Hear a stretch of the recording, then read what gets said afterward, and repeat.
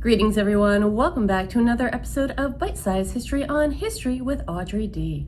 In today's lesson, we are going to be learning about the histories of the Indus Valley Civilization in the ancient Indian subcontinent. We are also going to be looking at two of its major cities, Harappa and Mohenjo-daro, and learning a bit about why they rose and how they fell. If you are enjoying these lessons so far, please make sure you are hitting that like and subscribe button. Also, find me on Instagram and Patreon as History with Audrey D. Let's go ahead and get into our lesson on the Indus Valley Civilization and Harappa and Mohenjo-daro.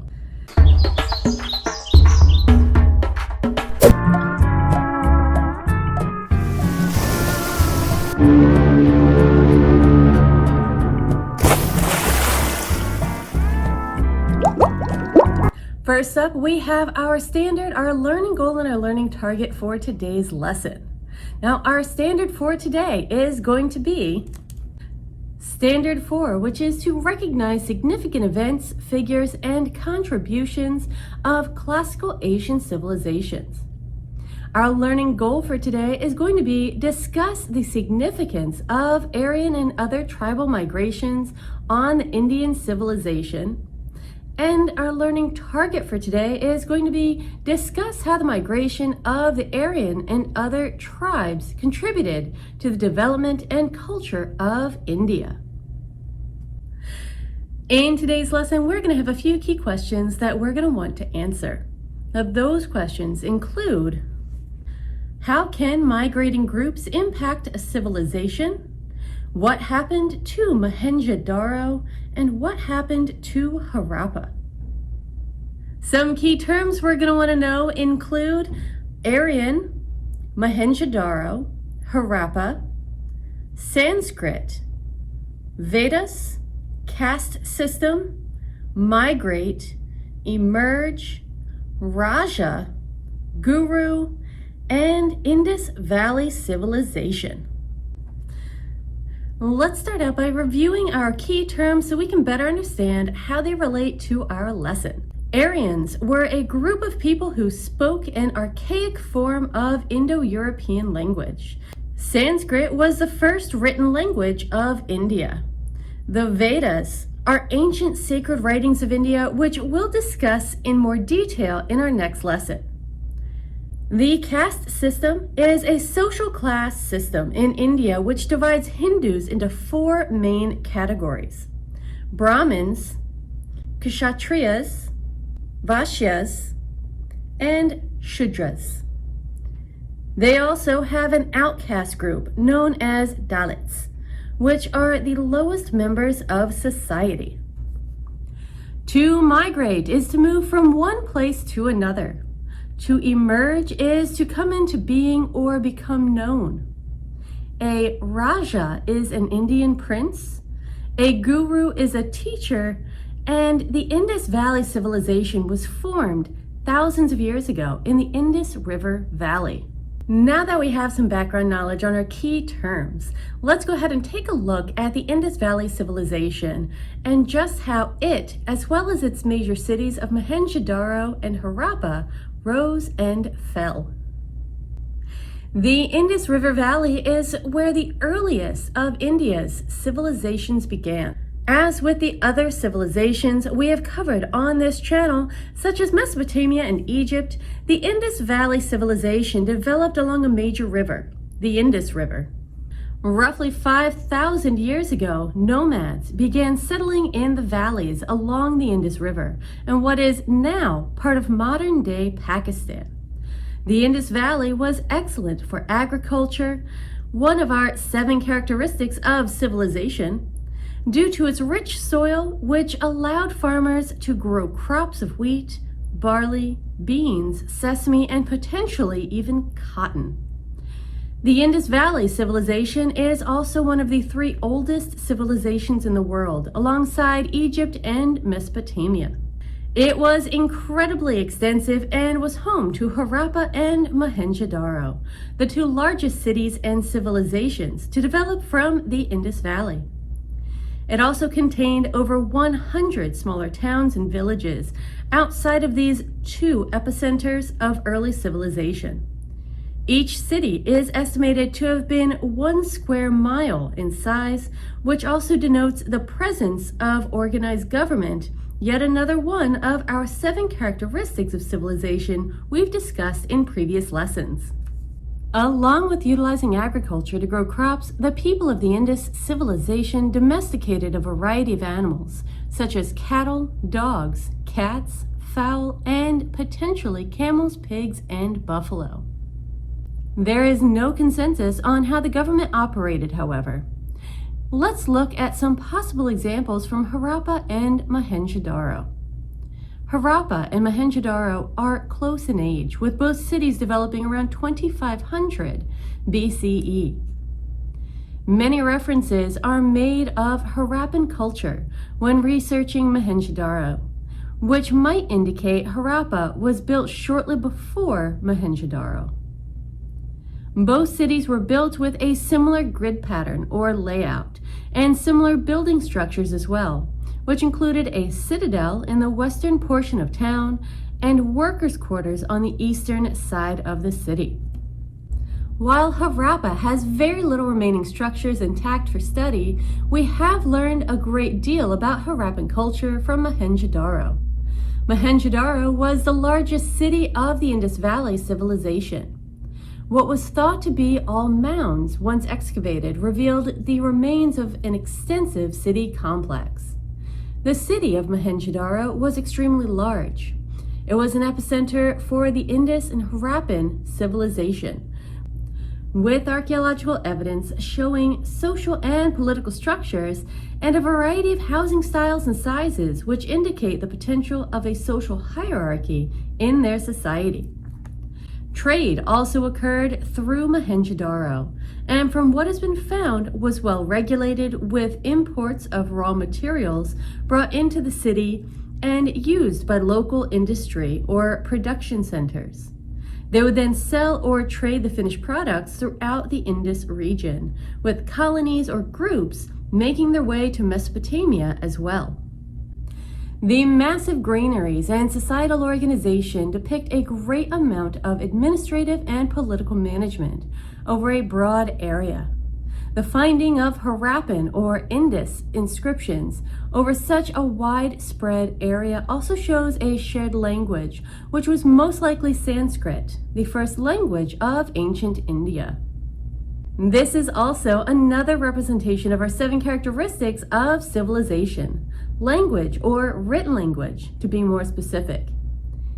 The art that has been found in the region shows some diversity of thought and lifestyle, as well as the religious belief structures of the artists. The stone sculptures that have been discovered so far are crude with very little sophistication, especially when compared to the early Mesopotamian artworks. However, these pieces are believed to most likely have religious worship purposes. There are some pieces discovered that are excellent in quality and craftsmanship, such as cast bronze figures representing dancing girls, animals, carts, and small chariots. There are not many of these bronze pieces, however they do have traditional Indian styling and show a high development of artistic technique. Harappans seem to favor terracotta figurines, many of which are female and decorated with jewelry. The few male statues that have been found are shown with beards and horns. There are also terracotta toys, animals, and carts. Some of the more famous artifacts from the Indus civilization are a collection of small seals made of soapstone. As we can see from these images, they portray a variety of animals, including an elephant, rhinoceros, tiger, bison, and the Indian humped bull. Many of the seals also show what has been called a humpless unicorn or bull by profile. The Indus civilization also made tools and weapons from copper and bronze. Items included axes, chisels, knives, arrowheads, spears, razors, and small saws. Other metals that might have been used were silver, gold, and lead. Pottery was prevalent and shows signs of mass production, most likely created using a pottery wheel similar to what was found and is still used today in the Indus region. Mohenjo-daro holds remains of cotton textiles, which links this ancient city to the crop and textile industry that India is famous for today. While it is uncertain of when or how the Indus civilization met its demise, the culture had already been widely distributed across the Indian subcontinent. Between 2000 and 1750 BCE, it is estimated that the political and social systems of the Indus civilization began to break down.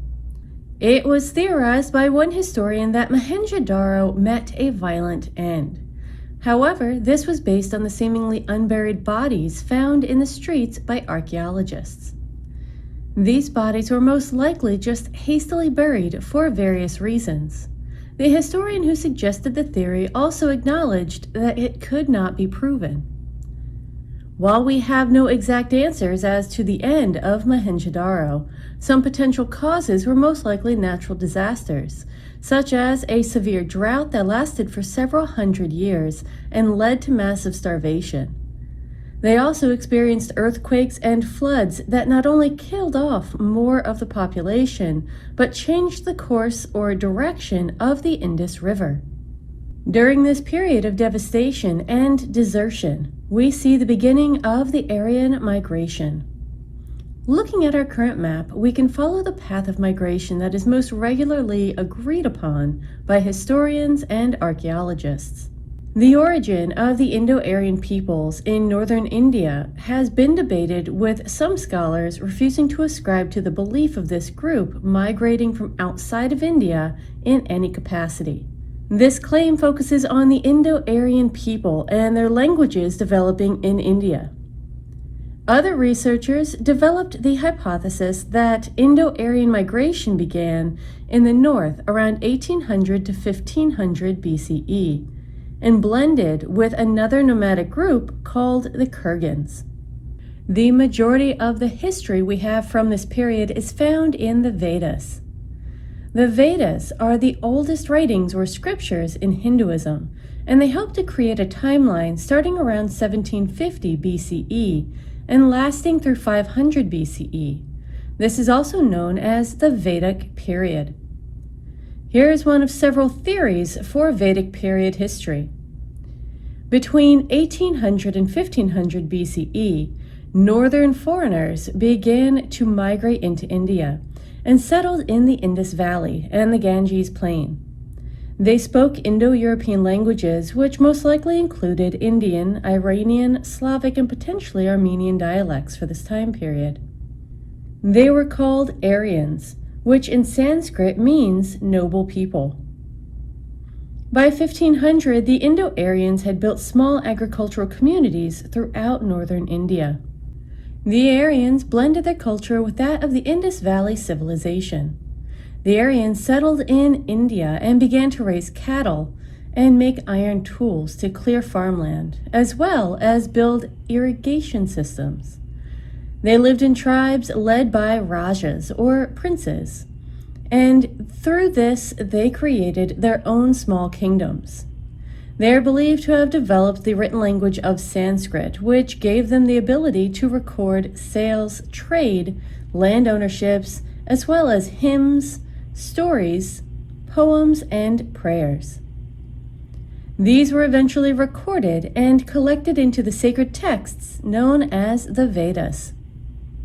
This transition occurred over several centuries and, as stated earlier, most likely did not involve invasion. We will see in later lessons that India was not the only migratory route for the Aryans. Other groups from this region made their way to Europe as well. Shifting to the Kurgan hypothesis, this is currently the most widely accepted migration scenario with Indo-European origins. The Kurgans are believed to be descendants of the pit grave culture, as well as the Pontic steppe culture before them. They spoke what is called a Proto-Indo-European language. This historical theory states the Kurgans were sheep and cattle farmers that also were nomadic and spread throughout the Pontic-Caspian steppe and into Eastern Europe by the beginning of 3000 BCE. The Kurgan may also have domesticated horses, which would have added to their mobility for migration. And this brings us to the beginning of the Vedic period of Indian history, which we will cover in our next lesson. The migrations of the Aryan people actually help us better understand how the cultures, arts, and different lifestyles of the Indian subcontinent spread from north to south. The civilizations of Harappa and Mohenjo-daro did not die, they simply spread further south and actually lasted into the Iron Age. All right, well, that was the rise and fall of the Indus Valley Civilization and its cities of Harappa and Mohenjo-daro. I hope you found this informative, and if you did, please make sure that you're liking and subscribing to this channel. I will have more lessons on ancient India coming up soon, and we'll be getting into some of the religions and how they developed in ancient India as well. If you'd like to find more content, please find me on Instagram and Patreon to support this channel. Thank you so much for watching. I will see you in our next lesson.